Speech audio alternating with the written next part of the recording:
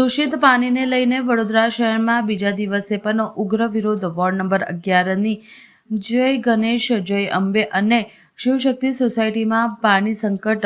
એક માસથી પાણીનું પ્રેશર ઓછું અને પીવાના પાણીમાં ગટર મિશ્રિત.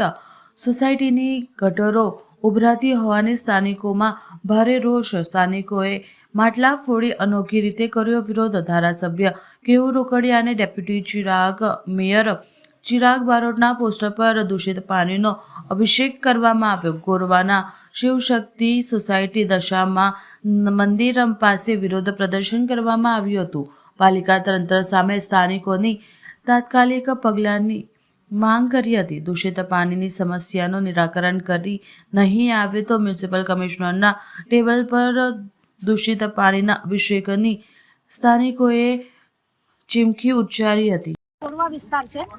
સમસ્યા અમારે ગંદા પાણીની તો છેલ્લા 6 મહિનાથી છે. ગટરની તો છેલ્લા 10 વર્ષથી છે, એવું કહીએ તો પણ ચાલે. ગટરની સુવિધા અમને જ્યારથી આવસોમાં રહ્યા ત્યાંથી અમને મળી જ નથી અને એક રોડની તકલીફ છે અમને. અમે ગંદા પાણી કોર્પોરેટર અને એમએલએ ઉપર અભિષેક કરીને કર્યો છે અને માટલા ફોડ્યા છે. વોટ કોઈને આપવા જ નથી, અધર કોઈને બી નથી આપવા. ભાજપ કોંગ્રેસ તો નહીં પણ અધર કોઈને બી નથી આપવા. વોટ જ નથી આપવા. મારીને ભગાડીશું એમને. ઓકે, એટલે માટલા ફોડીને આજે વિરોધ કર્યો છે. હા, માટલા ફોડીને વિરોધ કર્યો છે.